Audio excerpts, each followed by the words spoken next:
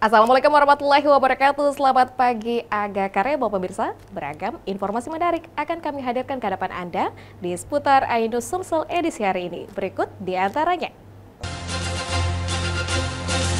6 pemuda diamankan terlibat saling serang antar tukang parkir.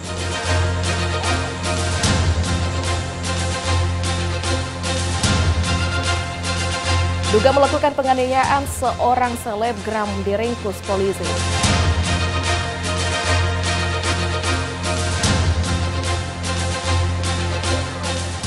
Keseruan lomba balap perahu jenis jaloro dan ketinting.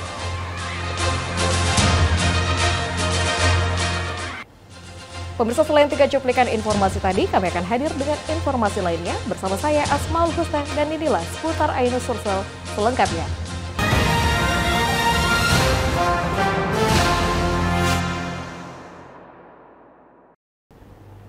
Baik pemirsa, kita awali informasi hari ini dengan informasi Polrestabes Makassar dan Polsek Panakukang mengamankan 6 pemuda setelah terlibat saling serang antara 2 kelompok menggunakan senjata tajam di kota Makassar yang menelan 2 korban luka dari 2 kubu. Polisi masih mengejar sejumlah pelaku lainnya.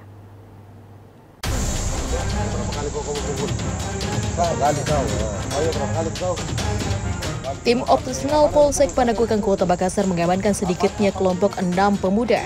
Pelaku perkelahian kelompok setelah terlibat saling serang di Jalan Pengayoman Kecamatan Panakukang, Kota Makassar. Para pelaku yang diamankan di beberapa lokasi berbeda dibawa ke Polrestabes Kota Makassar untuk dilakukan pemeriksaan lanjutan. Pelaku telah dimintai keterangan di Polsek Panakukang.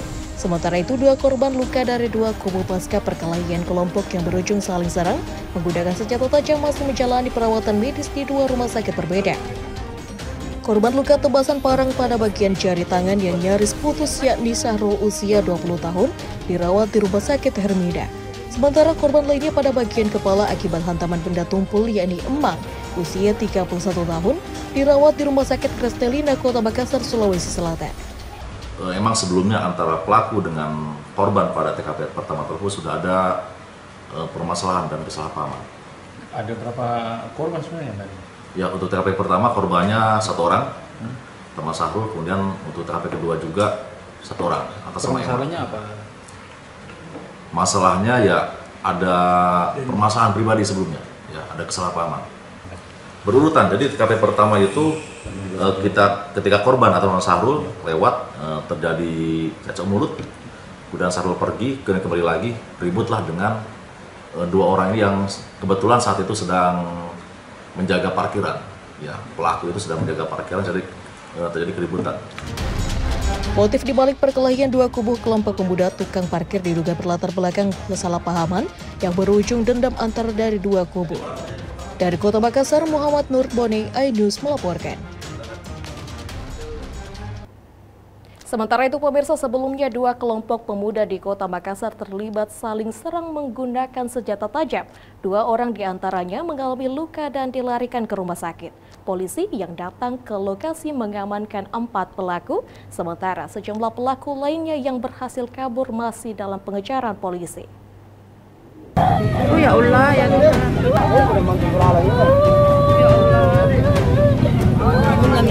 Saling serang antar 2 kelompok pemuda tersebut terjadi di Jalan Pengayoman di halaman salah satu toko mebel dan barang campuran terbesar di Kota Makassar. Pemicunya diduga akibat ketersinggungan hingga saling ejek menggunakan kalimat tidak pantas. Saling serang tersebut 2 orang dari masing-masing kelompok kubu terluka dan terpaksa dilarikan ke Rumah Sakit Hermina dan Rumah Sakit Krestelina Makassar. Akibat luka hantaman menggunakan senjata tajam pada bagian jari hingga nyaris putus, dan pukulan di bagian kepala dan wajah dikeroyok oleh kerabat korban pemarangan. Oleh unit opsional Polsek Panakukang Kota Makassar dan Jatanras Polrestabes Makassar, mengamankan 4 di antara terduga pelaku dari kedua kubu yang saling serang menggunakan senjata tajam tersebut.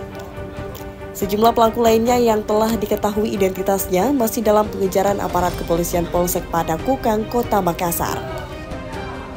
Namun atas kejadian ini kami sudah lakukan tindakan hukum. Tim kami dari opsional sudah melaksanakan penyelidikan di lapangan dan ada beberapa nama yang kita sudah kantongi untuk dilakukan penyelidikan peran serta atau tindakan yang dilakukan terhadap para korban.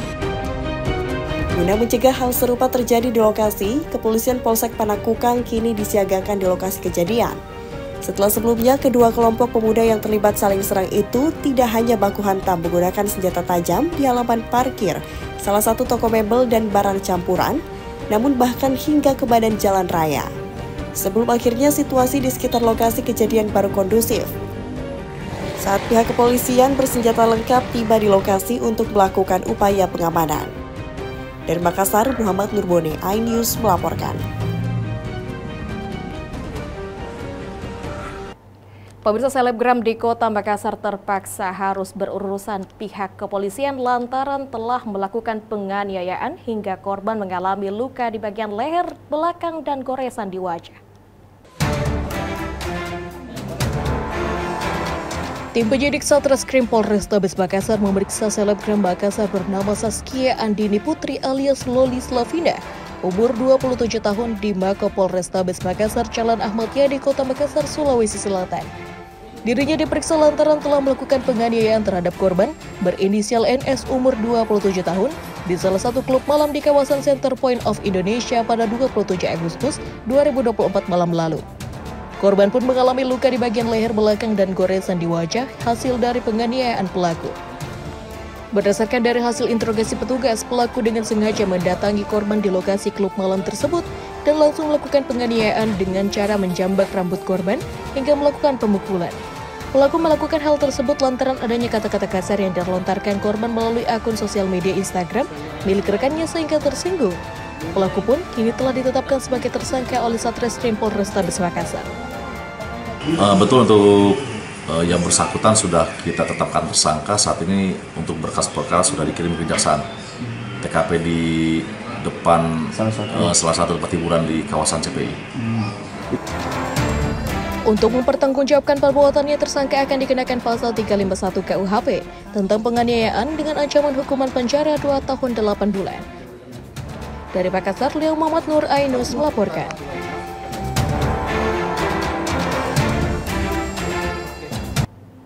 Pemirsa, komunitas Laskar Anak Lorongna Makassar kian solid mendukung dan memenangkan pasangan Indira Yusuf Ismail Ilham Fauzi Amir Uskara dan Muhammad Ramdan Pomanto Azhar Arsyad pada pemilihan kepala daerah atau Pilkada 2024.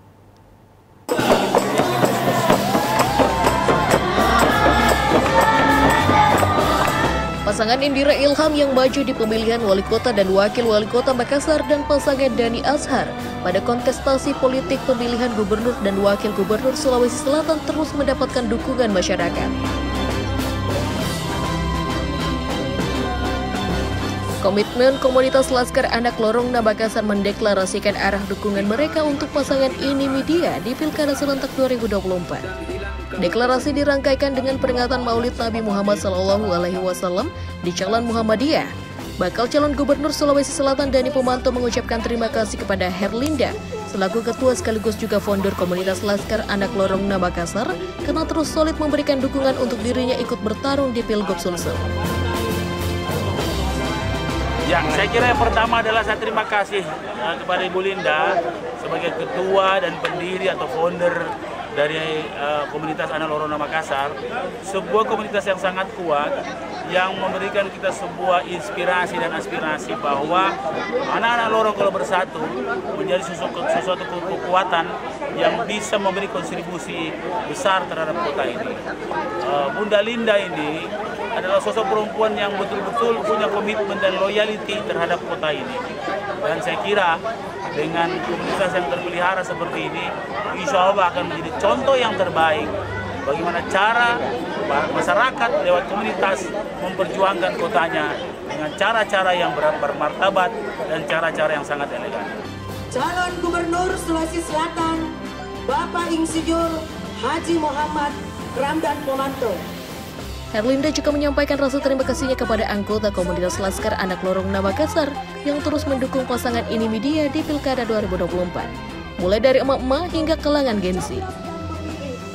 Semoga Laskar Anak Lorongna Makassar selalu diberi kesehatan, sehat selalu, dan semakin sukses sebagai garda terdepan untuk pasangan calon gubernur Dani Pomanto bersama pasangannya dan Indira Yusuf Ismail bersama pasangannya sebagai calon wali kota Makassar 2024. Laskar Anak Lorong Makassar adalah sebuah komunitas yang sangat kuat dan memberikan inspirasi bagi anak-anak lorong jika bersatu menjadi sebuah kekuatan besar untuk berkontribusi terhadap kota yang baik untuk semua.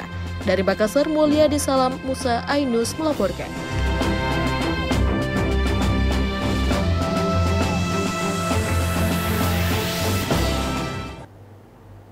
Pemirsa, Ketua Umum Lembaga Dakwah Islam Indonesia atau LDII menyerukan dan menyatakan bahwa LDII bersikap netral pada Pilkada serentak tahun 2024. Kader LDII diminta melakukan konsolidasi dan bersinergi dengan penyelenggara pemilu untuk menjaga Pilkada berjalan aman dan damai dan kondusif.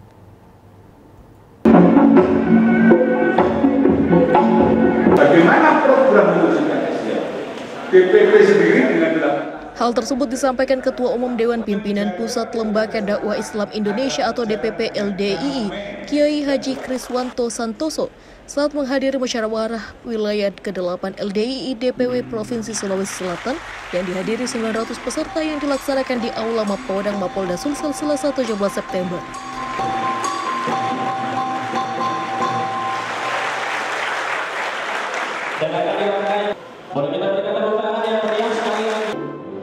Ketua Umum DPP LDII KH Kriswanto Santoso mengatakan Sulawesi Selatan menjadi daerah rawan pilkada.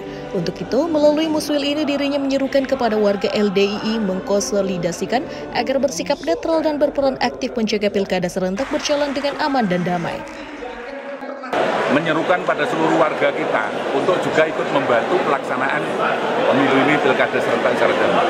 Saya melihat ini lebih rawan daripada pemilu yang lain karena serentak. Gubernur, wali kota belum tentu satu garis.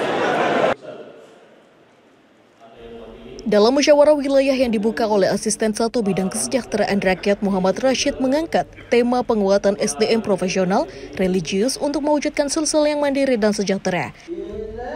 Kriswanto juga menambahkan Rakernas LDII menekankan pembangunan sumber daya manusia karena banyaknya permasalahan SDM di Indonesia.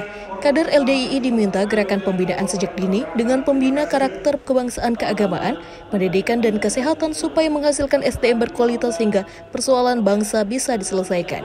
Muswil ini diharapkan Ketua DPW LDII Sulsel periode 2024-2029 yang terpilih mampu mengeksekusi program yang dicanangkan DPP dan diterima oleh seluruh lapisan masyarakat serta pejabat agar mampu bersinergi untuk mempersiapkan sumber daya manusia menuju visi Indonesia Emas 2045. Dari Makassar, tim liputan iNews melaporkan.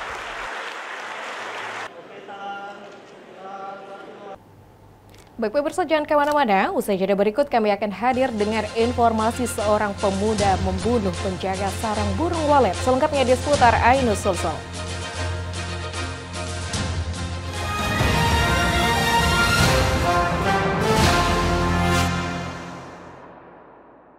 Dan cobalah, mari kita semua saling menyayangi dan saling berbagi, dan bersama untuk hadapi bencana, kelak sambut pagi dan cerah mentari.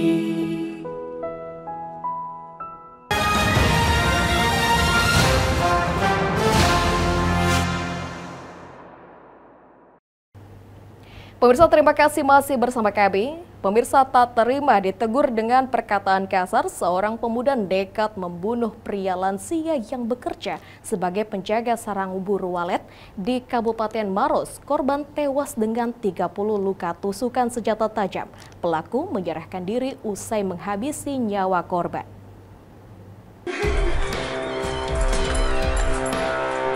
MU, seorang pemuda berusia 32 tahun ini hanya bisa pasrah saat menjalani pemeriksaan oleh penyidik Reskrim Polsek Tandralili setelah menyerahkan diri usai membunuh seorang pria lansia bernama Umar, 68 tahun, yang bekerja sebagai penjaga sarang burung walet di Desa Dokulia, Kecamatan Tandralili, Kabupaten Maros. Polisi yang menerima laporan dari pelaku kemudian mendatangi ke lokasi dan menemukan korban dalam kondisi tewas tergeletak bersimbah darah di dalam sebuah rumah yang dijadikan tempat penjagaan sarang walet. Tugas kemudian melakukan olah tempat kejadian perkara dan membawa jenazah korban ke Rumah Sakit Umum Daerah Maros untuk dilakukan visum. Dari hasil pemeriksaan petugas, korban tewas dengan 30 luka tusukan senjata tajam jenis badik milik pelaku. Sebelumnya kejadian ini bermula ketika pelaku MU pulang dari pesta miras melintas di depan rumah jaga korban, mengendarai sepeda motor dengan knalpot brong. Korban yang merasa terganggu kemudian memanggil pelaku masuk ke dalam rumahnya dan memaki pelaku dengan kata kasar. Korban kemudian melempar kursi ke pelaku yang dalam keadaan mabuk, naik pitam dan menikam korban menggunakan badik secara bertubi-tubi. Saat korban sudah tidak bergerak, pelaku kemudian pergi dan menyerahkan diri ke kantor polisi. Di depan polisi, pelaku mengaku kesal dengan kata kasar yang dilontarkan oleh korban. Namun akibat kejadian ini membuat pelaku menyesal telah menghabisi nyawa korban. Lewat ki, waktu tak lewat, naik motor lewat. Besar ki suaranya motor tak? Kalau punjak itu peminjam Pak dia Pak. Besar. Iya besar. Jadi lewat ki, didengar ki bilang telah. Iya. Singgah. Singgah. Waktunya singgah ki di mana? Di dalam rumah atau di luar? Di luar di teras Pak. Di teras ki. Iya. Terus masuk ki juga. Masuk. Panggil kita masuk langsung. Jangan lewat kalau begitu. Tengah angkat itu kursi Pak. Nah pukulkan atau belum pergi napukul? Napukulkan. Napukulkan. Nah, setelah napukul itu langsung keluar Pak. Cabut badikmu. Iya. Polisi juga menyita sejumlah barang bukti berupa sepeda motor milik pelaku.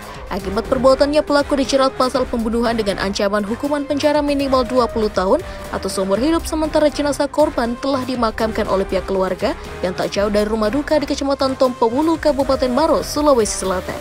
Hingga saat ini polisi masih menyelidiki motif pastinya pembunuhan tersebut. Dari Kabupaten Maros, Wahyu Ruslan Ainus melaporkan.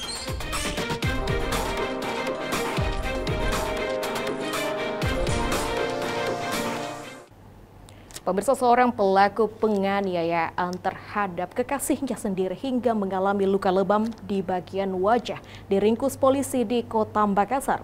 Pelaku mengakui perbuatannya dan melakukan aksinya didasari rasa kesal dengan sikap korban yang terus meminta uang kepadanya.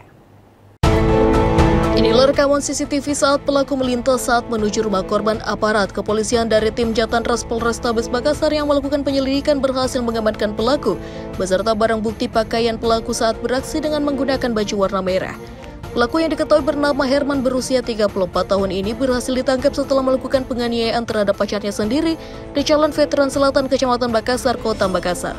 Pelaku mengaku nekat melakukan penganiayaan tersebut lantaran kesal dengan korban yang kerap meminta uang kepadanya, sementara dirinya hanya berprofesi sebagai buruh harian. Sementara itu, Kasih Humas Polrestabes Makassar membenarkan aksi penganiayaan ini dan pelaku melakukannya dengan menggunakan tangan dan kayu. Pada saat korban tertidur, kemudian pelaku masuk membuka kamar sehingga korban mendengar pintu terbuka dan terbangun. Saat itulah pelaku melakukan penganiayaan terhadap korban dengan menggunakan gagang sapu. Akibat dari penganiayaan itu, korban mengalami memar pada bagian wajah. Kini pelaku telah ditahan di Polrestabes Makassar untuk mempertanggungjawabkan perbuatannya dan terancam dengan pasal 351 KUHP tentang penganiayaan dan ancaman pidana maksimal 3 tahun penjara. Dari Makassar, Leo Muhammad Nur Ainus melaporkan. Pemirsa, puluhan warga Talo berebut selang air saat antri untuk mendapatkan pembagian air bersih gratis yang disalurkan pemerintah kota di Jalan Teguh Umar, Kota Makassar. Sudah sebulan terakhir warga kesulitan mendapatkan air bersih, belum lagi air sumur bor kuning dan berbau, sehingga warga terpaksa membeli air bersih untuk kebutuhan memasak sehari-hari.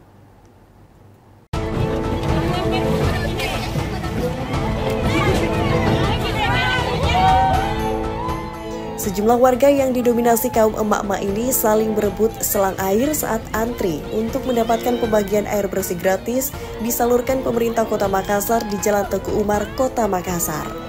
Akibatnya saling tarik selang pun tak terhindarkan. Beberapa warga lainnya tak bisa berbuat apa-apa dan hanya bisa menonton aksi keduanya. Pertikaian ini dipicu lantaran keduanya takut tidak kebagian pembagian air bersih. Sudah sebulan terakhir, ratusan warga di Jalan Teguh Umar, Kecamatan Talo, Kota Makassar, dilanda krisis air bersih akibat kemarau panjang. Bahkan air sumur bor warga mulai menguning dan mengeluarkan bau tidak sedap.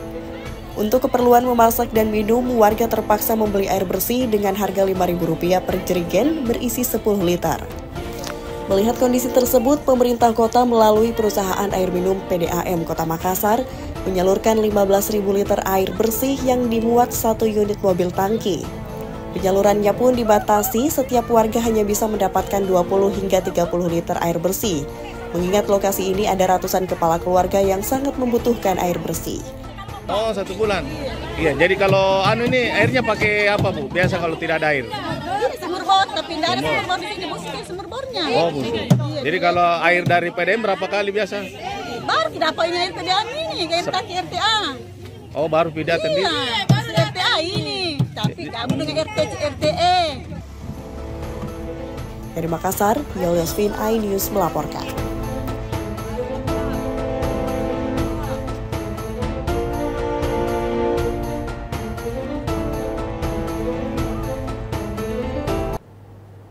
Pemirsa, peredaran narkoba jenis sabu seberat 1 kg lebih di Kota Makassar berhasil digagalkan Satuan Narkoba Polrestabes Makassar. Dalam pengungkapannya yang dilakukan dalam sepekan, polisi menangkap 5 orang pelaku yang merupakan pengedar dan merupakan jaringan lintas provinsi.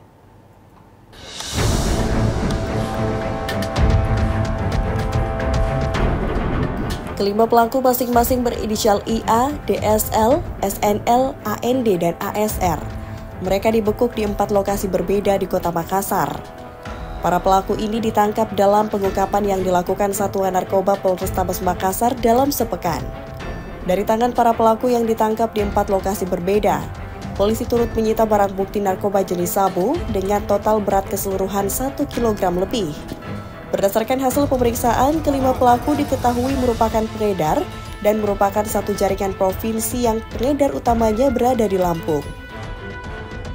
Modus pelaku menyasar pembeli di media sosial Instagram, lalu menggunakan sistem tempel. Nilai keseluruhan barang haram tersebut jika dikalkulasikan sebesar 1,5 miliar rupiah. Narkoba seberat 1 kg lebih berpotensi merusak masyarakat sebanyak 5.900 orang. Kemudian terhadap 5 orang tersangka ini juga kita ada dari hasil pengembangan ada 1 DPO, yaitu inisial IM yang merupakan jaringan di atasnya. Jadi kelima tersangka ini 1 jaringan, termasuk jaringan antar provinsi, di mana yang pengedar utama adalah dari Lampung. Seluruh barang diedarkan di Kota Makassar. Kami akan melakukan signature dan barang buktinya ini. Jadi barang buktinya nanti akan dilihat kandungannya apa. Kalau nanti sama, berarti dia satu jaringan. Kalau tidak, nanti berarti jaringannya berbeda. Nanti bisa kita kembangkan terhadap penangkapan atau pengungkapan ke depan. Atas perbuatannya, para pelaku disangkakan pasal 114 subsidiar pasal 112 Undang-Undang Narkotika dengan ancaman hukuman minimal 5 tahun dan maksimal seumur hidup. Dari Makassar, Leo Muhammad Nur, iNews melaporkan.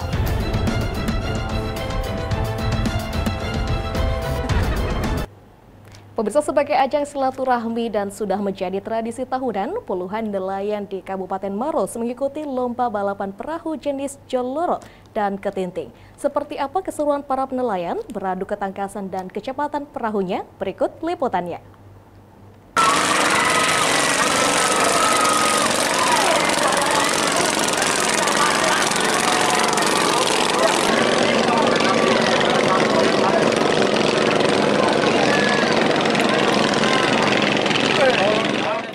Dalam hitungan 1-3 ini, menandai dimulainya balapan 5 menit perahu mesin jenis Joloro yang digelar di Dermaga Biru, Desa Ampekale, Kecamatan Lau, Kabupaten Maros.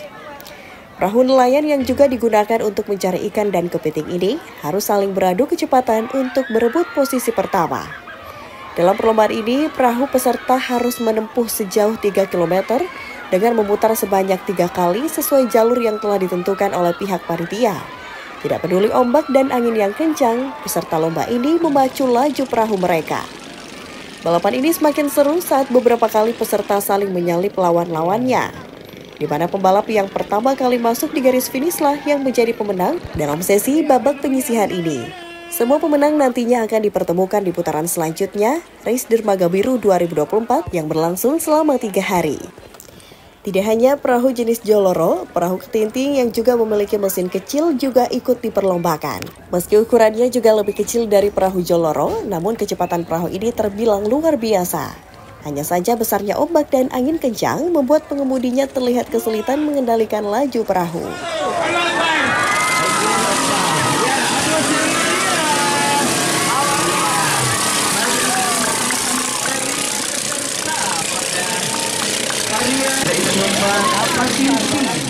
Sebanyak 97 peserta nelayan asal Kabupaten Maros dan Kabupaten Pangkep mengikuti 3 kelas lomba balapan perahu.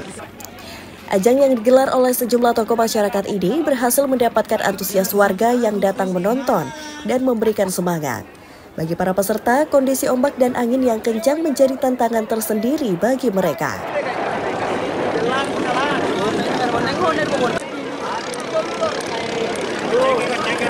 Oh, itu gimana tadi? Sulit atau gimana tadi, Pak? Sulit, soalnya ombak kencang.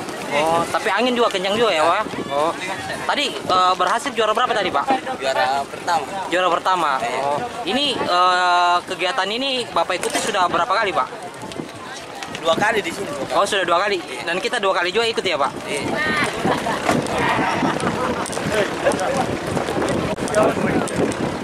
Melihat antusias peserta lomba dan para penonton, kegiatan yang diadakan setiap tahunnya ini diharapkan dapat menyambung tali silaturahmi sesama warga pesisir bisa tetap terjaga. Terbukti pada kegiatan ini juga menarik perhatian bagi warga pulau lainnya yang rela menggunakan perahu mereka untuk datang menonton di lokasi. Dari Kabupaten Maros, Wahyu Ruslan, iNews melaporkan.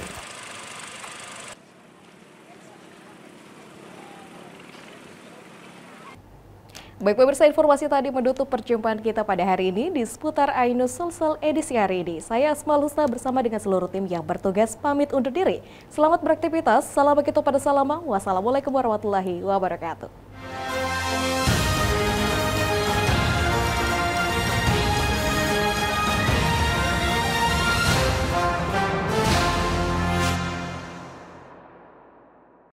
Dan cobalah, mari kita semua saling menyayangi dan saling berbagi, dan bersama untuk hadapi bencana, kelak sambut pagi dan cerah mentari.